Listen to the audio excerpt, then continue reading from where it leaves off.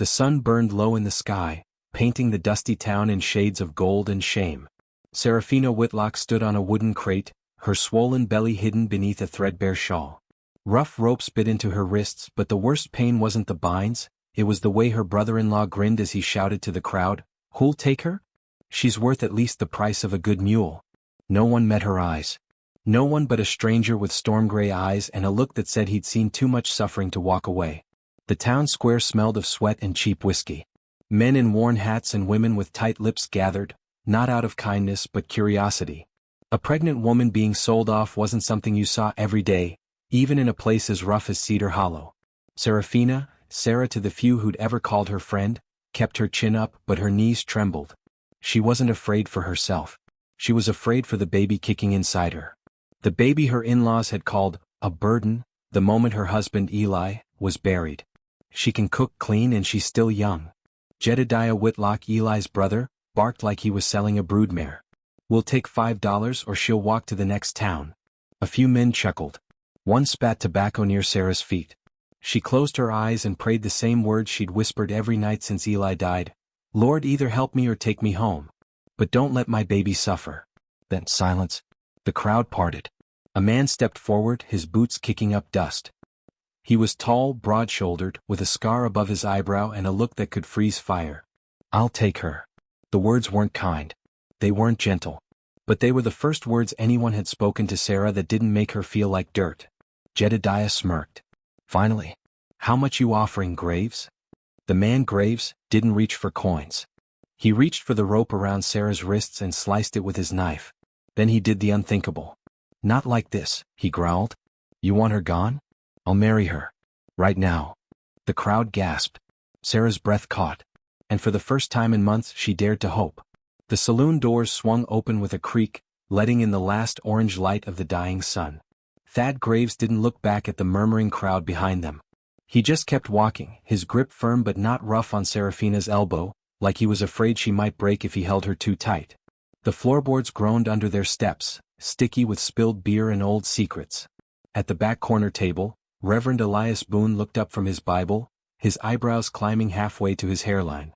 The preacher was a thin man with knobby knees and a voice that could shake the devil loose.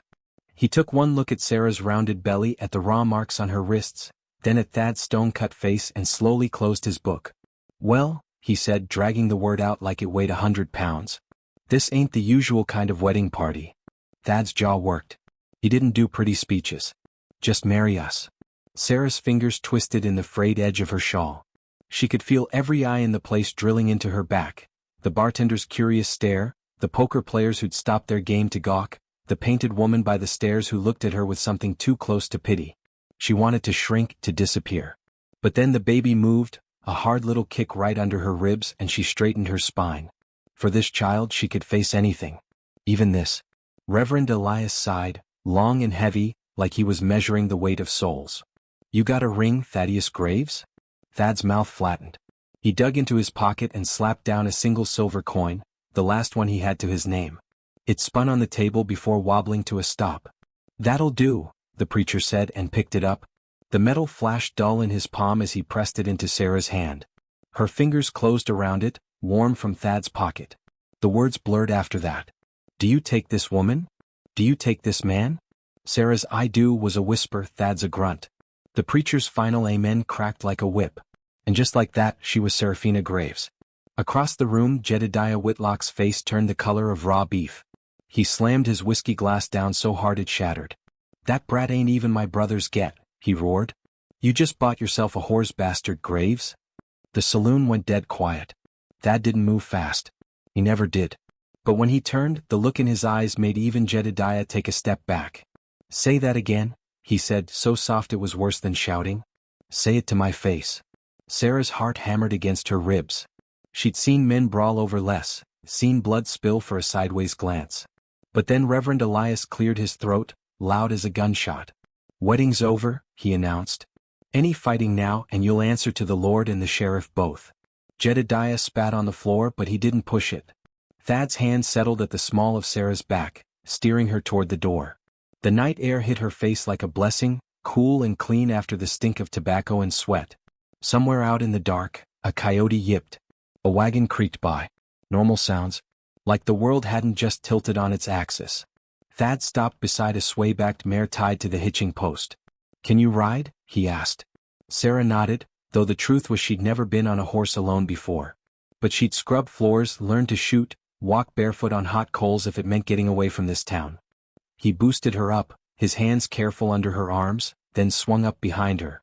The horse shifted under their combined weight, and Sarah instinctively curled a hand over her belly. Thad saw it. His arms bracketed her as he took the reins, holding her steady without a word. They rode out under a sky smeared with stars, leaving the lights of Cedar Hollow behind. Sarah didn't look back. The horse's hooves crunched over dry earth as the moon climbed higher. Sarah had never been this far from town before. Every shadow seemed alive, every rustle in the sagebrush a threat. But the man behind her was solid as a rock, his chest warm against her back, his breath steady in her ear. She should have been scared of him, this stranger who'd married her without knowing her. But fear had burned out of her somewhere between the auction block and the saloon. All that was left was a numb kind of wonder. Thad didn't speak.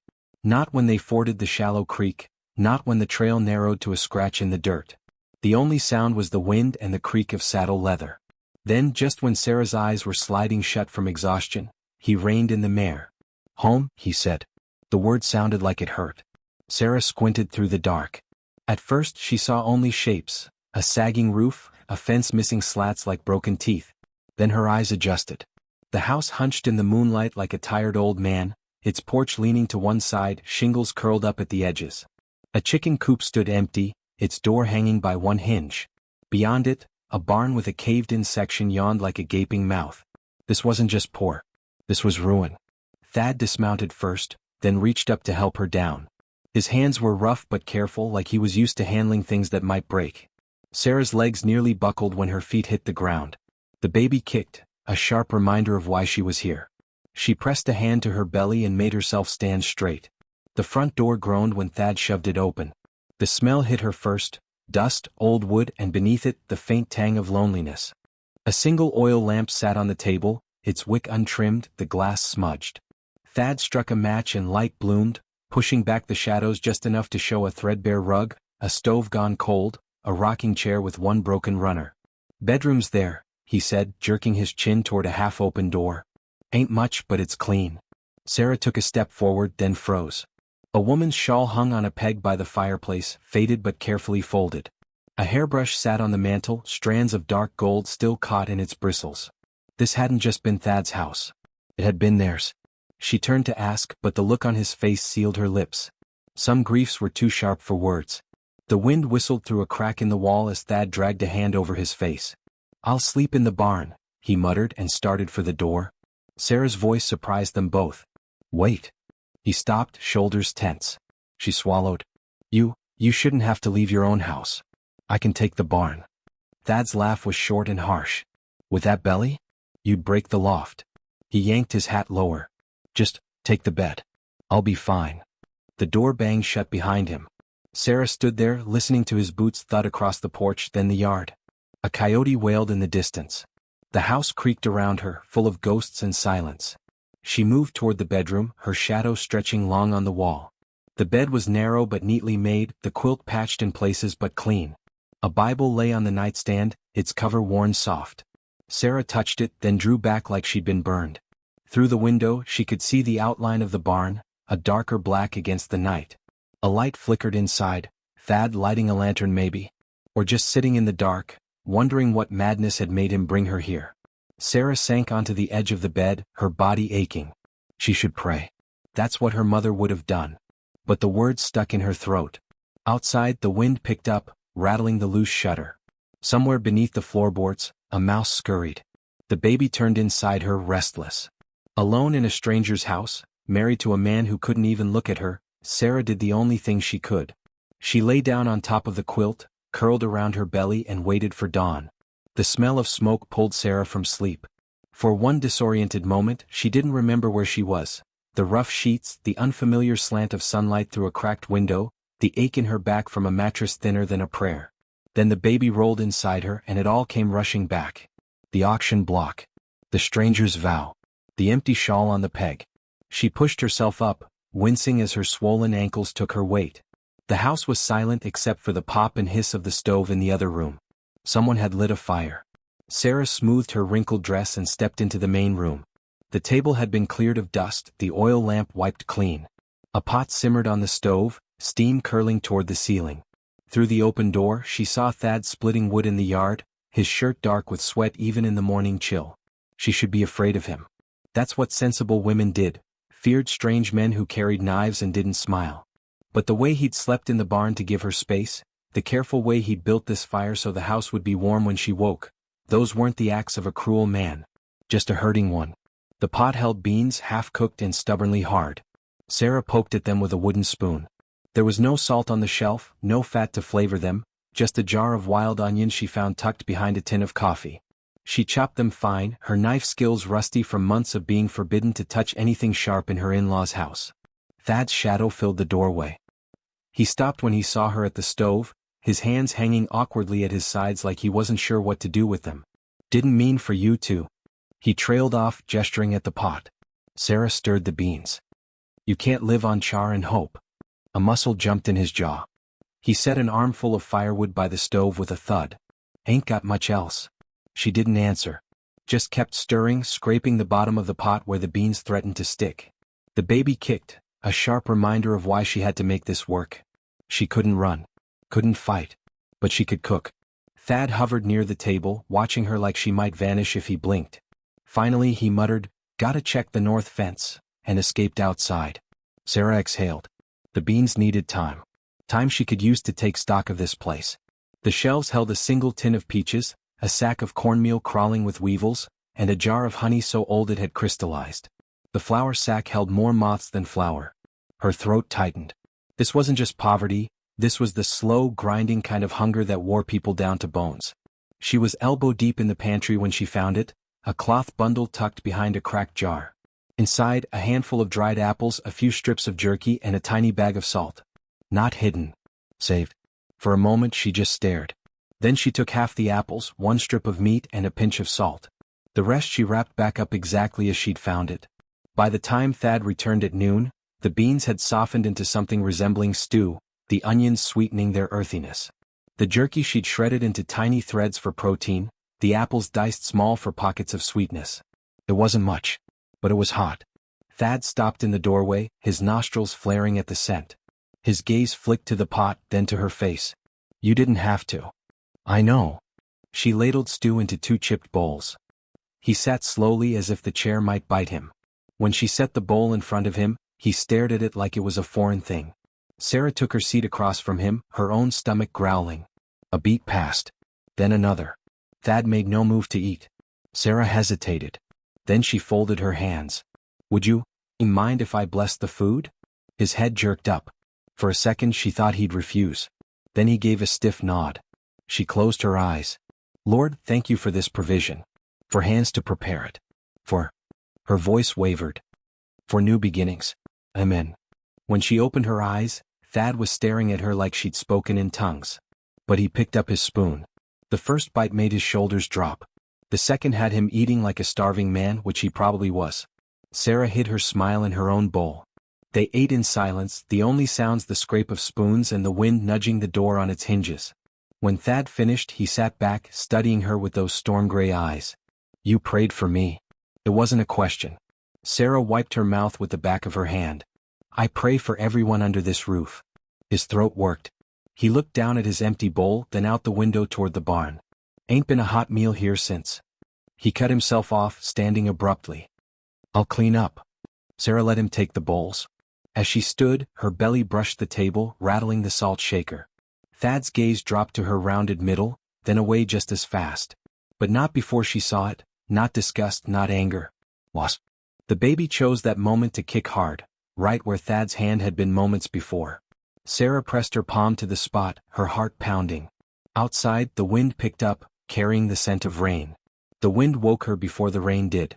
Sarah sat bolt upright in the narrow bed, her heart pounding as the shutters banged against the side of the house like a drunk trying to get in. The air smelled wet and heavy, pressing down on her chest as she struggled to her feet. For a dizzy moment she forgot where she was. Then the baby kicked and the events of the past days came rushing back. The auction. The wedding. The beans. She shuffled to the window, her bare feet cold on the rough floorboards. Outside, the sky churned black and green, the kind of storm that didn't come with warnings. Lightning split the darkness, illuminating the barn where Thad slept, and the pasture beyond, where a dozen dark shapes milled in panic. The cattle. Sarah didn't think. She grabbed the first shawl she found, the faded one from the peg, soft with age, and shoved her feet into her boots without lacing them. The door nearly ripped from her hands when she yanked it open, the wind howling like something alive. Rain stung her face as she stumbled toward the barn, the mud sucking at her heels. The barn door stood open, banging against the wall. Inside, lantern lights swung wildly, throwing shadows that danced like demons. Thad was already there, his shirt plastered to his back as he wrestled a bridle onto a skittish mare. "They're spooking," he shouted over the storm.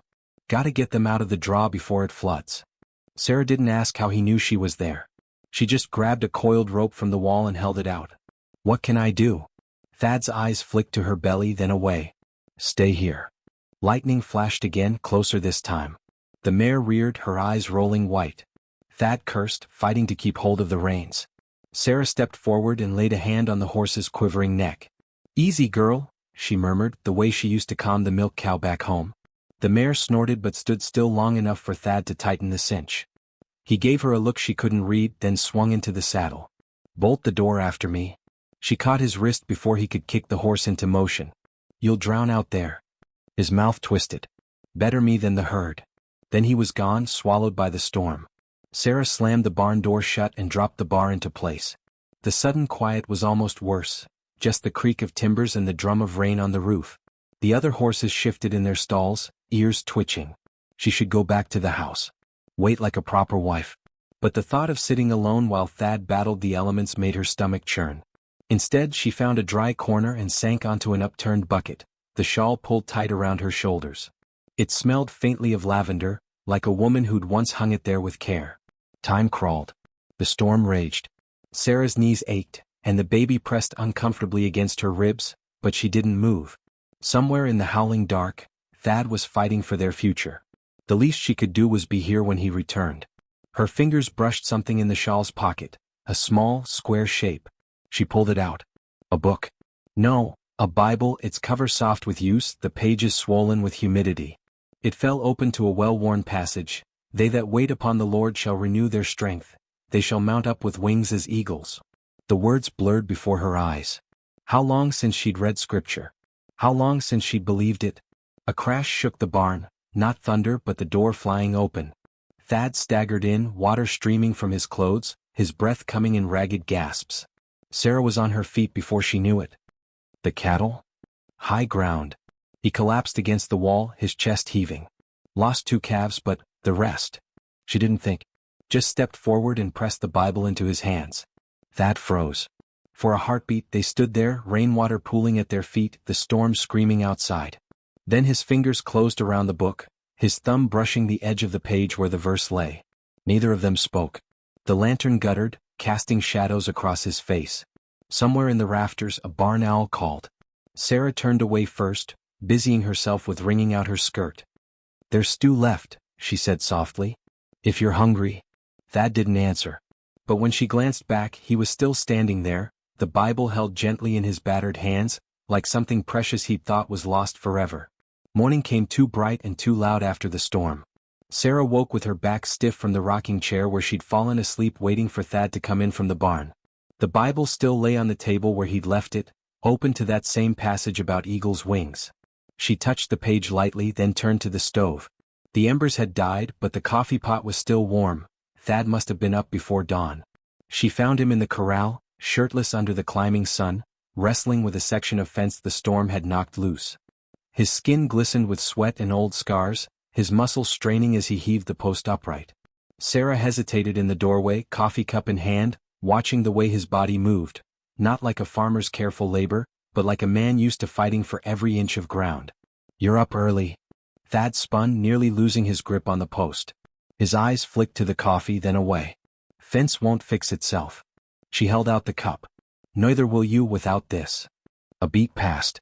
Then he wiped his hands on his pants and took it, their fingers brushing just enough to feel the calluses on his palms. He drank deep, his throat working. "Thanks."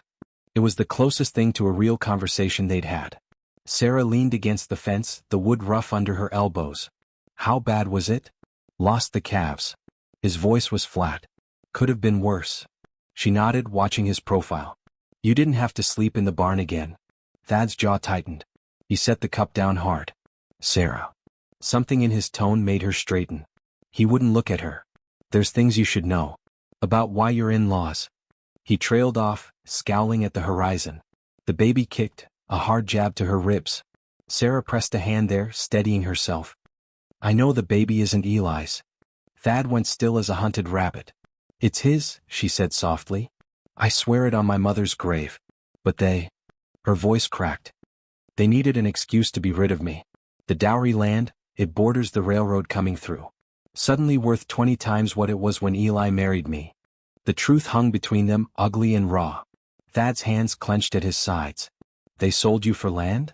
People have done worse for less. She tried to smile, but it wobbled. I just didn't want you thinking I'd lied to you. Thad moved so fast she flinched, but all he did was grab his shirt from the fence and shove his arms into the sleeves. Gonna kill them. No. Sarah caught his wrist. Please. It's done. His pulse hammered under her fingers. It ain't right. Neither is starving, she said quietly. But we do what we must. For a long moment they stood there, the morning sun heating their skin, the smell of damp earth rising around them. Then Thad did something unexpected. He turned his hand and gripped hers back. Vengeance is the Lord's, he muttered, like the words tasted bitter. But if they come near you again. Sarah squeezed his fingers. They won't. A horse whinnied in the barn, breaking the moment. Thad let go first, clearing his throat. I should finish the fence. I know. She picked up his coffee cup. There's biscuits keeping warm. He nodded, already turning back to his work. But as Sarah walked away, she could feel his eyes on her back, not with anger now, but something quieter. Something that might, given time, grow into trust. The first pain hit like a lightning strike while Sarah was kneading bread dough. She gasped, her flour-dusted hands flying to her belly as the contraction squeezed like an iron band around her middle. The wooden spoon clattered to the floor, startling the barn cat that had been dozing by the stove. Outside, the December wind howled around the corners of the house, rattling the poorly fitted windows. Thad had been gone since dawn, checking the herd for signs of sickness after the storm. Sarah breathed through her nose, counting the seconds until the pain eased. False labor had tricked her twice before, but this felt different. She managed to shuffle to the rocking chair by the fire, her knees trembling. The almanac said her time wasn't due for another 3 weeks, but the baby inside her seemed determined to prove otherwise. Another contraction came faster than she expected, stronger this time, stealing her breath.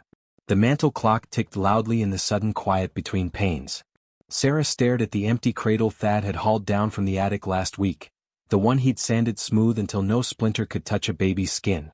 He hadn't said much as he worked, just that it seemed a waste not to use it. A particularly vicious contraction doubled her over. This was no false alarm. The baby was coming now, and she was utterly alone. Sarah gripped the arms of the rocking chair until her knuckles turned white. She'd helped birth enough calves and kittens on her father's farm to know the basics, but facing it herself was another matter entirely. The thought of delivering her own child in this drafty house, with no mother or midwife to guide her, sent panic skittering up her spine. She was halfway to the bedroom when her water broke, soaking her skirts and stockings. The warm fluid ran down her legs, pooling on the floorboards. There would be no sending for help now.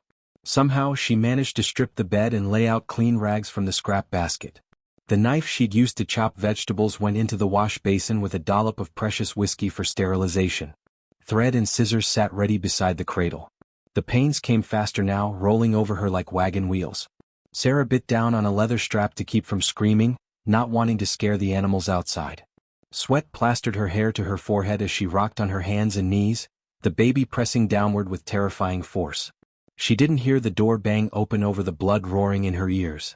Didn't see Thad's ashen face as he took in the scene, the bloody rags, the boiling water, his wife writhing in agony. Sarah. He crashed to his knees beside the bed, his work-roughened hands hovering over her like he was afraid to touch. I'll ride for the doc. She grabbed his wrist with surprising strength. No time. The words came out in a pant. Baby's coming. Thad's Adam's apple bobbed as he swallowed hard. But I don't know. Neither do I, Sarah gasped before another contraction stole her voice. Something shifted in Thad's expression then. The panic smoothed into grim determination. He shrugged out of his coat and rolled up his sleeves. Tell me what to do. The next hours blurred into a haze of pain and whispered prayers.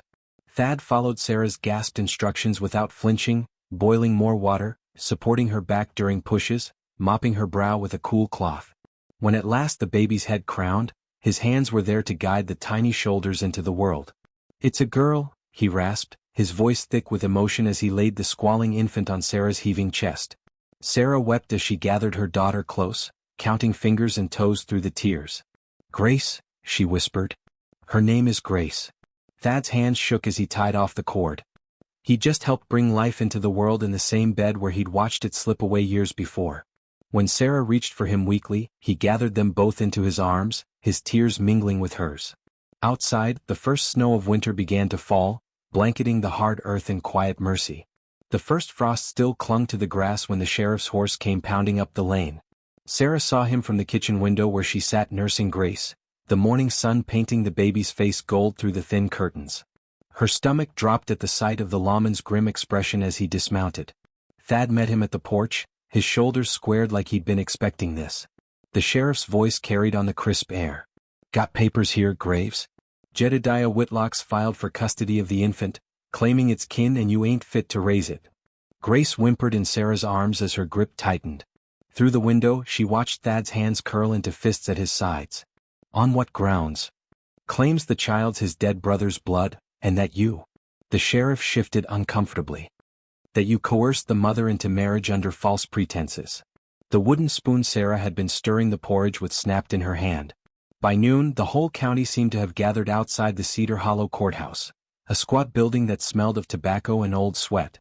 Sarah clutched Grace to her chest, the baby bundled tight against the curious stares. Thad walked beside her, his hand at the small of her back, steady as an oak in a storm. Inside, the air was thick with the stink of unwashed bodies and coal oil lamps. Jedediah Whitlock lounged at the plaintiff's table, his boots propped on the railing like he owned the place. He smirked when Sarah entered, his eyes lingering on Grace with a greed that made her blood run cold.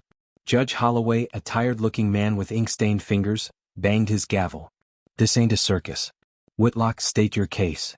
Jedediah unfolded himself with a lazy grace. Simple, Your Honor. That child's my flesh and blood, my poor dead brother's only legacy. These people. He waved a dismissive hand at Thad and Sarah. They got no claim. He bought her like cattle and now they're trying to steal family property. The crowd murmured. Sarah's arms trembled around Grace. Thad stood without being asked, his voice low but carrying to every corner of the room. That baby's mother is my wife. Legal and proper. As for Jed here. He turned, fixing the other man with a look that could peel paint.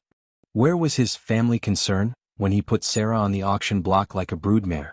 Where was he when she nearly birthed this baby alone in a freezing cabin? A woman in the gallery sniffed loudly. Someone else muttered, shameful. Jedediah's smile didn't reach his eyes. Sentimental nonsense. The law's clear, next of kin has rights. The judge rubbed his temples. Mrs. Graves? You got anything to add? Sarah rose slowly, Grace cradled in the crook of one arm. The courtroom held its breath as she faced Jedediah for the first time since the auction. You never wanted this child, she said, her voice clear as spring water. You called it a bastard when you thought it wasn't Eli's. Now you want her? For what? The railroad money? Jedediah's smirk faltered. Reverend Elias stood abruptly from the back pew. Your Honor, if I may? I performed the Graves marriage myself.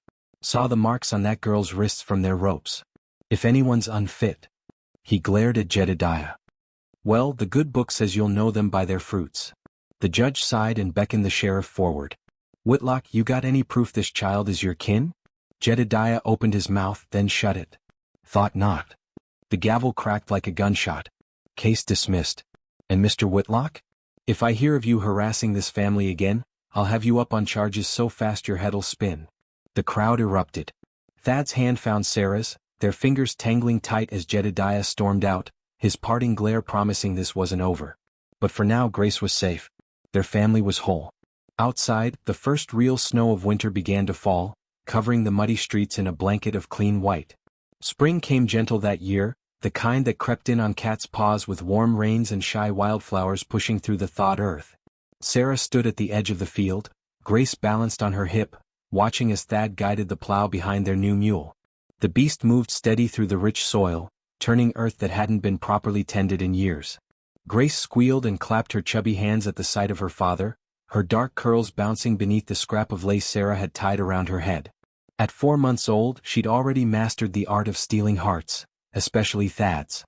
Sarah smiled as she watched him pause to wipe sweat from his brow, his face softening when he caught sight of them waiting at the fence line. "Looks good," Sarah called out as he approached. Thad nodded, his eyes on the freshly turned rows. "Ground softer than I expected. Reckon we'll have the south field planted by week's end." Grace reached for him with grabby hands, her little fingers opening and closing like a starfish. Without hesitation, Thad took her, settling her against his chest where she immediately tucked her head under his chin. Sarah's throat tightened at the sight. The man who'd once flinched at the baby's cries now wore her drool on his shirt like a badge of honor. A wagon rattled up the lane, pulling their attention.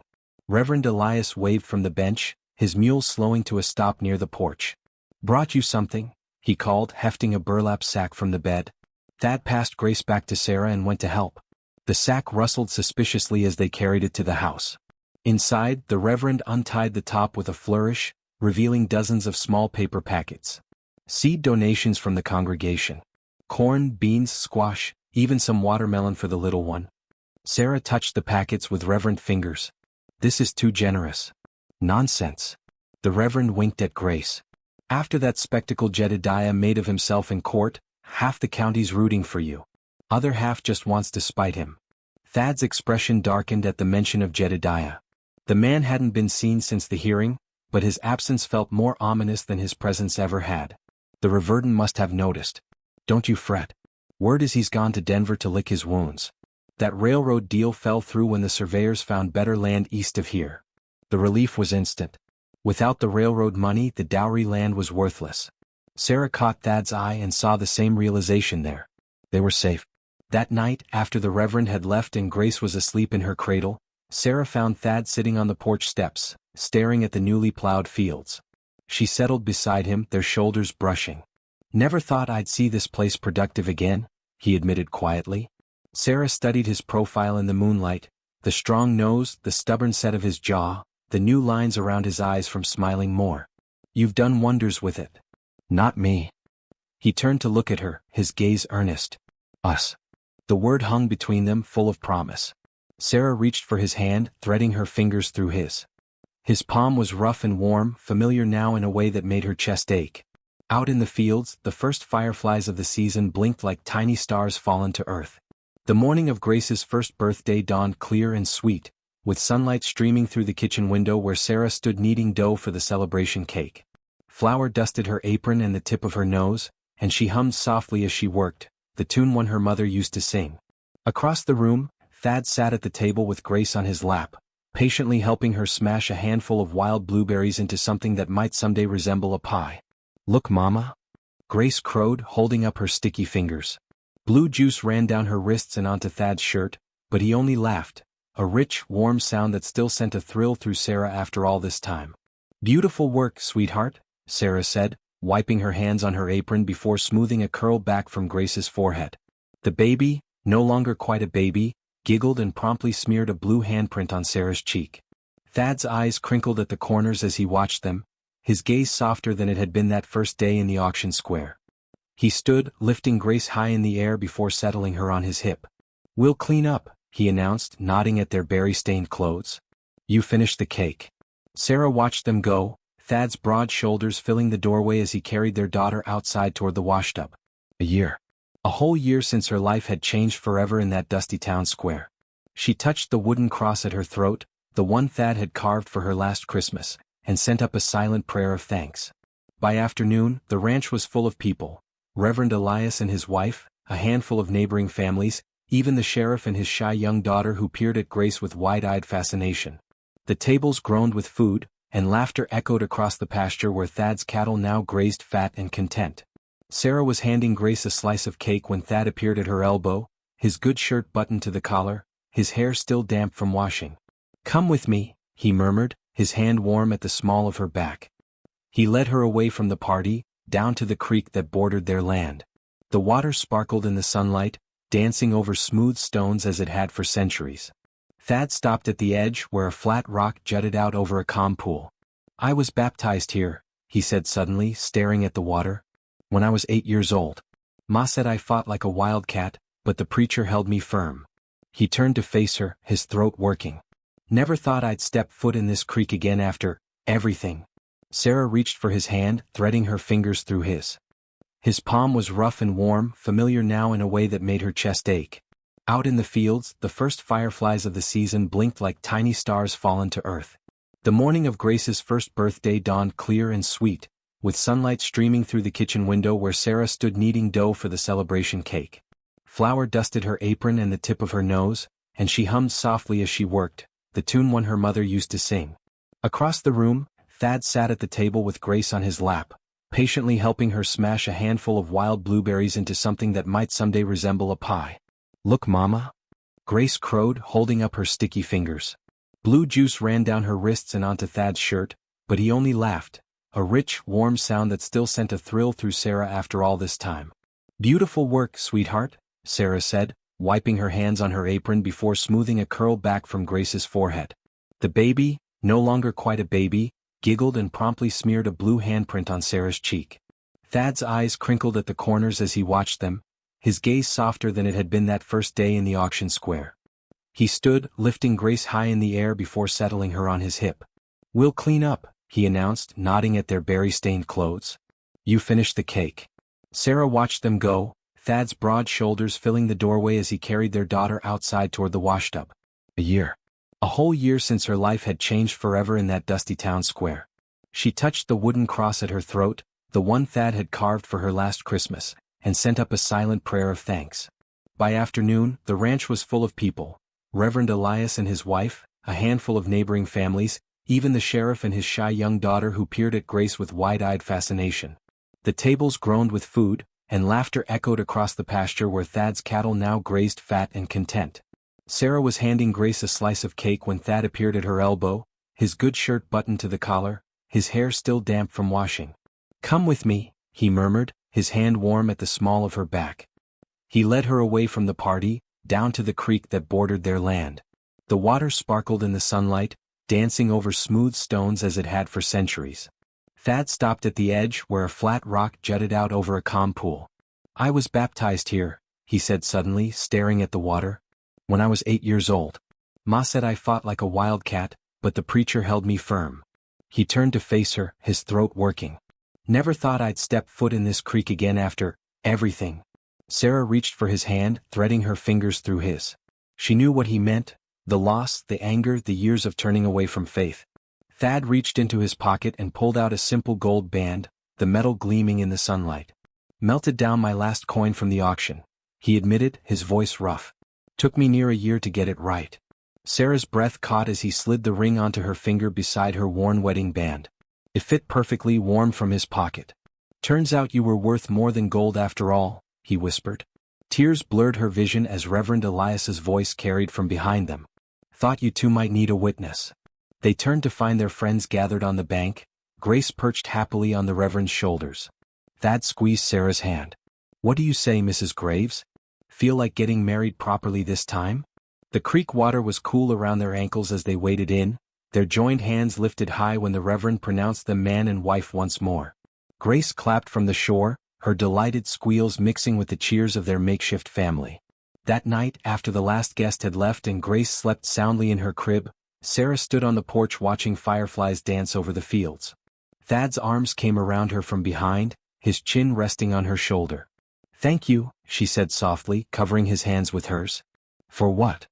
"For bidding on a pregnant stranger. For building us this life. For—" She turned in his arms to face him. "For being the answer to a prayer I didn't even know how to say." Thad kissed her then, slow and sweet, as the stars wheeled overhead and the creek murmured its endless song. Somewhere in the house, Grace sighed in her sleep. And the world, for all its troubles, felt perfectly right. Want more heartwarming tales of faith, love, and second chances in the Wild West? Subscribe for new stories every week. Click the bell icon so you never miss an update. Let us know in the comments what you loved most about Thad and Sarah's journey.